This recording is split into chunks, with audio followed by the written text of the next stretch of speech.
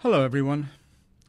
There's a lot of excellent writing on major cities such as New York, LA, and Chicago and how they've been depicted in the movies.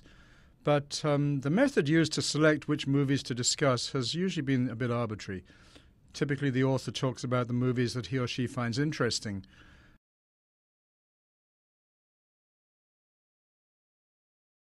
We're adopting a different strategy here. We're selecting hit movies, that is, the movies that interested the viewing public. And we're defining hit movies, at least from 1947 on, as those in the top 10 for North America at the time of the movie's release, measured by real rental until 1992, and after that by box office receipts.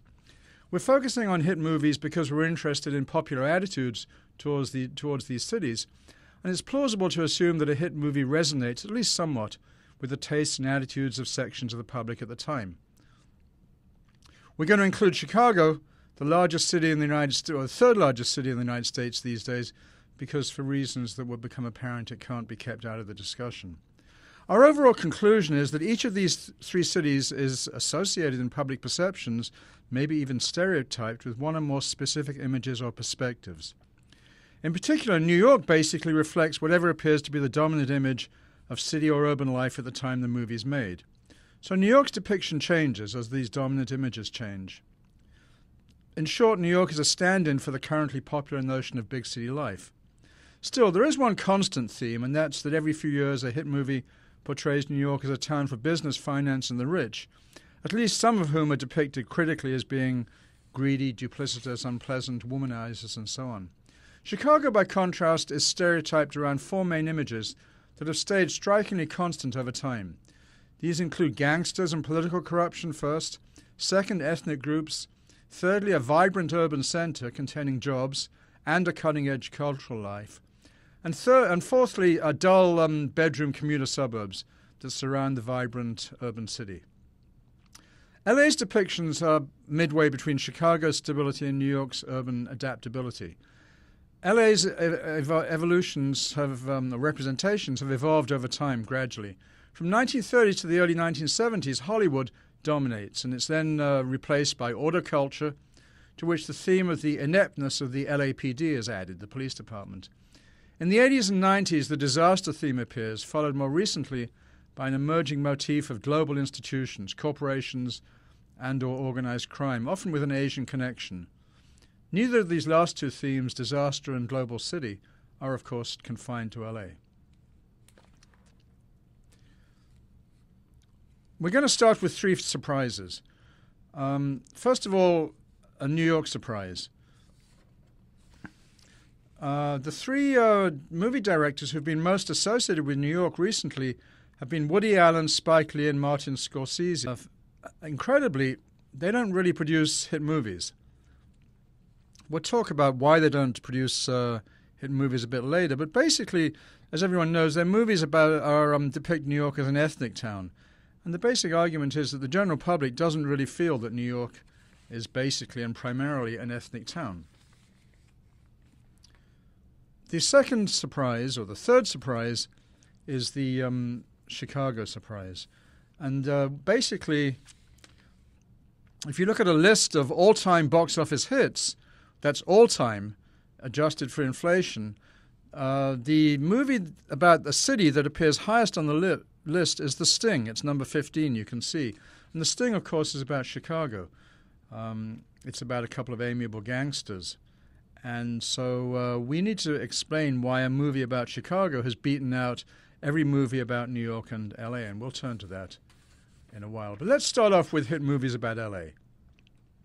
This is a list of the LA hit movies.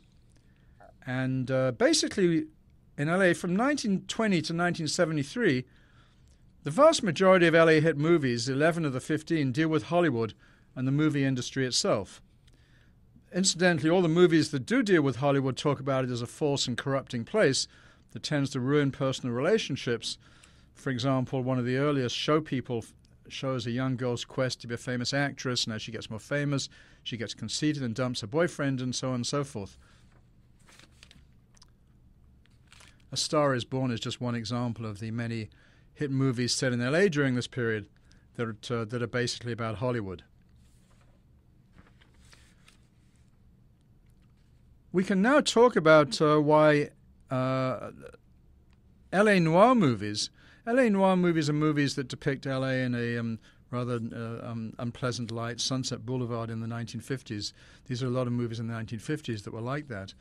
And we can now see why, although they were big hits with the intellectuals in the 50s, they weren't really hits with the general public. The general public was much more interested in seeing Hollywood and the exciting film stars rather than seeing dreary interpersonal dramas, especially since most of the audience in those days were women.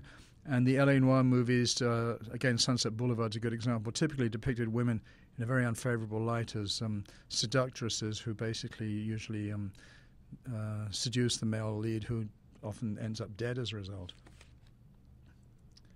Anyway, in the 1970s, L.A. hit movies dropped the theme of Hollywood, basically, and move on to autocultures. And you can see Grease is one of the first of a whole slew of movies that depict L.A. as part of a dominant autoculture. And that really continues until the present. Now, in the 1980s, you get an extra theme about L.A. added to hit movies, and that's the inept L.A. cops. And clearly this is associated with the way the L.A. cops behaved in the major riots, Watts in 1964, and then the Rodney King riots in 1992. They didn't really perform at all well. They were blamed for letting the riots get out of hand. And L.A. hit movies, many of which now depict, in addition to the autoculture, they depict the LAPD as incompetent, clearly are reflecting that. Towards the end of the 1990s, you get another two themes that creep into LA hit movies. One is the idea of disasters, and Rush Hour is a good example of that. And another is the idea of globalized villains, and Iron Man in 2008 is a good example of that. Another disaster movie is The Day After Tomorrow in 2004, which is set in LA and New York. So basically that's LA. It's coded rather simply, but the coding changes from depictions of Hollywood to an autoculture, which stays, inept cops, and then you get added disasters and global corporations and global companies. Let's go on and talk about Chicago and how Chicago is depicted in hit movies. Now, Chicago is very interesting because Chicago in hit movies is basically depicted with four characteristics which don't change, and they're remarkable. Chicago hit movies in the 30s, 40s, or today usually depict one or two at least of these characteristics. There's political corruption, there's ethnic neighborhoods and ethnic groups, there's culture flourishing in the center of the city, especially jazz, and finally the jobs are in the city center and the suburbs are boring, often excruciatingly boring. An example is, here are the top Chicago movies, and The Sting is a good example. It exemplifies clearly corruption and music, because you've got Scott Joplin's music playing all the time. So here's The Sting, two of the standard Chicago themes. And then Ferris Bueller's Day Off, which basically exemplifies the chronically boring suburbs. The suburban kid and his friends escape the suburbs to go to the city to have a good time. And then, of course, you're in the city, there's culture and there's music and there's ethnic groups. They get stuck in the... and they hijack the Steuben Parade. Now, another point about Chicago and hit movies which is interesting is Chicago has this iconic period. A lot of Chicago hit movies look back to the 1930s, the Al Capone period, the gangster period. New York and LA don't really seem to have iconic periods like that, and actually they don't typically look back in time. Hit movies that talk about New York and LA are typically set in the present, but Chicago is obviously very, very wrapped up in its 1930s period. Partly that's a reflection of the fact that the Chicago themes don't really change. Let's talk about New York. In the 1930s, New York depicts, hit movies about New York depict four themes. There's Broadway as an opportunity for upward mobility. The Gold Diggers, Broadway Melody of 1936, and so on. And typically, Broadway is depicted as a pretty tough place where it's a cutthroat competition. It's hard to succeed. It's the same way that L.A. and Hollywood is depicted in L.A. movies. Then there are dramas of social class. And you've got movies like Dinner at 8, which typically depict the upper class as being very anxious. This is the 1930s, remember, to hold on to their money, and not very nice people. They're cheating on their wives and so on and so forth. Thirdly, New York in the 30s is a media center, especially for print journalism and newspapers. And fourthly, there's crime in New York in the 30s. There's a lot of boss politics and gangsterism. New York in the 30s in hit movies is about as full of gangsters as Chicago is at the same time. The thing is, New York changes and Chicago doesn't in hit movies. So let's move on and look at New York in the 1950s. In the 1950s, basically, a huge amount of attention focuses on the suburbs, as we all know. And if you look at Chicago and L.A. hit movies, there really aren't very many of them in this period depicting those cities, which reflects the fact that people are losing interest. Now, New York hit movies, they still depict New York, but they basically now depicted as a place for losers. It's the poor people, the people who can't get out of the city, are the ones depicted in New York. So you've got Rear Window, you've got The Apartment, even the well-to-do. They may work in the city, but they typically now live in the city. Live in the suburbs. They typically live in the suburbs. So the people who live in the city are really the ones who just couldn't make it into the suburbs. West Side Story is, of course, a good example. You've got the gangs, the Puerto Rican gangs, the white gangs. They're poor, and they couldn't make it into the suburbs. In the 1980s and 90s, New York, of course, starts to depict crime, and especially the mugging, the huge wave of mugging that's going on. And this is, again, part of the idea that New York picks up whatever's going on in cities. And so it's very hard to make a hit movie about New York in the 1980s and 90s that doesn't have people mugged. In Batman, as soon as it starts off, a couple of poor tourists, poor, they're not poor, but they're unfortunate tourists arrive, and they're viciously mugged. And Batman, of course, saves them. But anyway, this is the theme. Same in the 1990s. Now, in the 2000s, New York hit movies tend to depict New York in two very different ways, and it just looks like people can't really decide which one of those is the most likely to happen. The first way is disasters, like L.A.